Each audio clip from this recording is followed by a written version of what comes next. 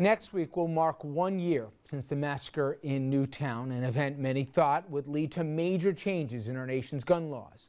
Simply put, it didn't. And that is a trend that sadly we have seen before. Tomorrow will also mark 20 years since the massacre on the Long Island Railroad. One gunman with evil in his mind, time to reload, and targets with nowhere to run. In the end, 6 people were gunned down, 19 others wounded. It was a shocking crime and one we were not yet familiar with, not having had to cope with the Columbine or Virginia Tech or Aurora, so many other places, including what we would learn would be Newtown. 1 week from tomorrow, Saturday, December 14th, will mark 1 year since Newtown, another dark day for that still grieving community. As we approach the 1-year anniversary of the Sandy Hook shooting massacre that claimed the lives of 26 people, including, as we all know, 20 children here, many people are asking why so little has been done here to prevent these gun tragedies going forward. And joining us today to talk about this is U.S. Senator Richard Blumenthal, Democrat from Connecticut, who has been an active voice here in changing some of the laws on the books. Senator, thank you for your time. Thank you. Great to be with you. You know, you and I spoke 11 months ago, a few weeks after the tragedy, and we had those indelible images of those tiny white coffins being led from the ceremony, and the tone-deaf response from the NRA and Wayne LaPierre's press conference. And I remember the polls overwhelmingly were supporting this. The feeling and the momentum was something would change. You and I spoke, and you felt confident, you said, that there would be change, not just background checks, but even possibly more, assault weapons, etc. But here we are nearly a year later, and little, if anything, has changed. And even in some states, gun laws have become even more lax. What happened? First, as you'll recall, what I said then was that this effort would be a marathon, not a sprint, which indeed it is. And we are by no means losing hope or going away. We are as determined as ever. And when I say we, I mean not only the team of political leaders that we have, including the state of Connecticut, which passed very, very strong measures to stop gun violence, leading the nation, very important result, but also the families themselves who have been tremendously courageous and resilient. And I'm determined, as are so many others, that we will pursue strong common sense measures against gun violence.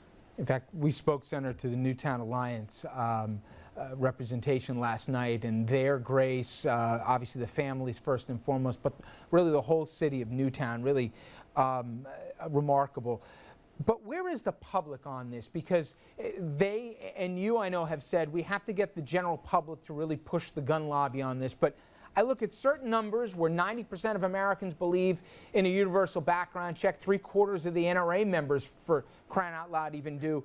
But then you look at other national numbers, and when you ask the broader question of tighter gun restrictions, I think it was 55% in the immediate aftermath of Newtown supported it, and now it's less than 50.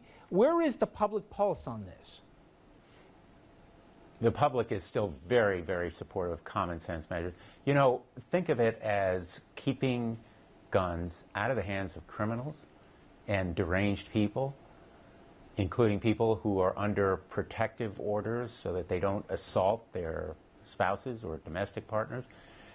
This kind of common sense, sensible measure should include also mental health initiatives, a ban on straw purchases and illegal trafficking of guns. There is a consensus of the American people that we need to do something about gun violence. And only recently, within the past few days, we saw at the University of New Haven yet another threat, a really very frightening threat from someone who owns an assault weapon as well as 2 pistols, brought them onto the campus. So the continuing presence of these problems all around the country, I think, leads to a majority of the American people, even a majority of gun owners, favoring these kinds of common sense measures. Let me mention that case in New Haven where, thankfully, terrific thinking by law enforcement there prevented what seems to be, would have been a horrific tragedy. He had 2,700 rounds of ammunition, William Dong did, a UNH student. But people point to that, and even the Lanza case where although he was completely deranged, as we learned from the investigation, his mother procured the guns legally for him, for whatever reason gave him to her child. But people say with some resignation, in both the Lanza case and even the case in University of New Haven, they got all this stuff legally. How do you respond to the fact when people say, even if you make the right laws, you really can't stop a crazy person who wants to do bad things?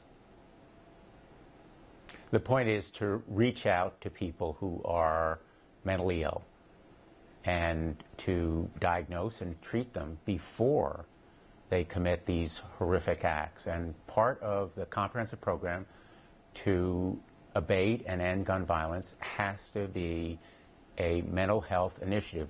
The administration recently approved the mental health parity guidelines so that insurance coverage will apply equally to mental health as it does to physical ailments, and that's a step in the right direction, but there have to be more resources, a major initiative. It's common ground for everyone, including gun owners and the NRA. So the point is that Adam Lanza, if you listen to those tapes, what a reminder of the speed that he did this crime, but also the report that was done after the investigation showing how he, in effect, was self-isolated in a room with windows barricaded by garbage bags and living essentially in seclusion with video games, and his only recreation being the shooting that his mother enabled him to do.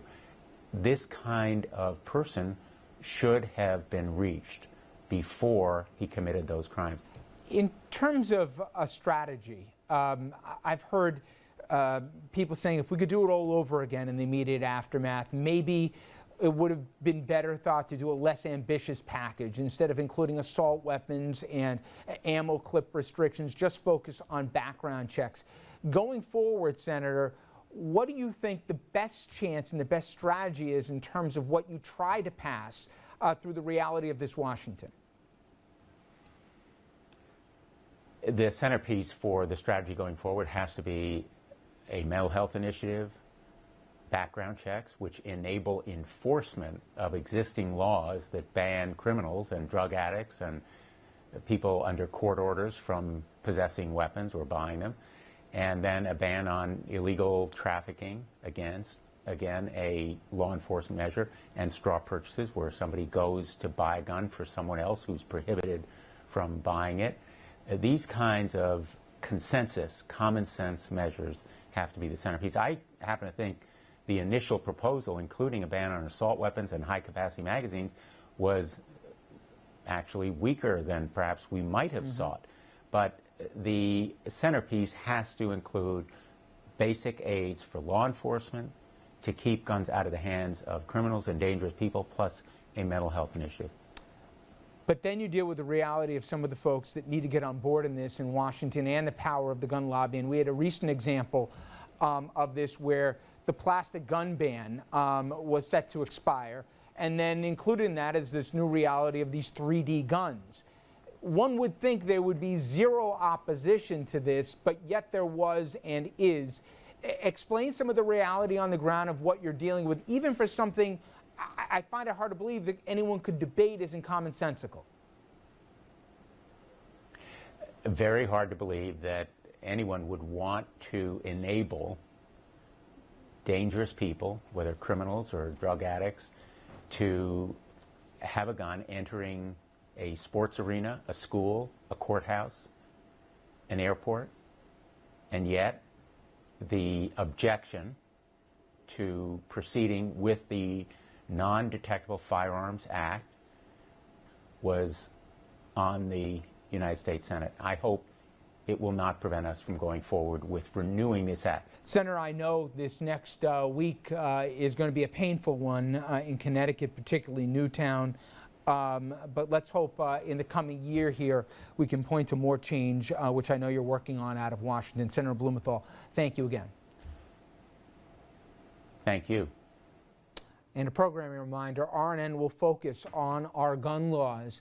all next week as that somber anniversary approaches, including a conversation with gun control advocates on what laws we should be focusing on and how to get them passed, again, all next week here on RFL. All right, up next tonight, an issue we've talked also about quite a bit on this show since Sandy, and that is the reality of climate change. Superstorm Sandy, it could be our new normal, and if you're in New Jersey, you're going to want to listen to this new segment. We're going to be joined by a professor from Rutgers who just unveiled here studies that will tell you what Jersey will look like in the coming decades, and trust me, it won't be pretty.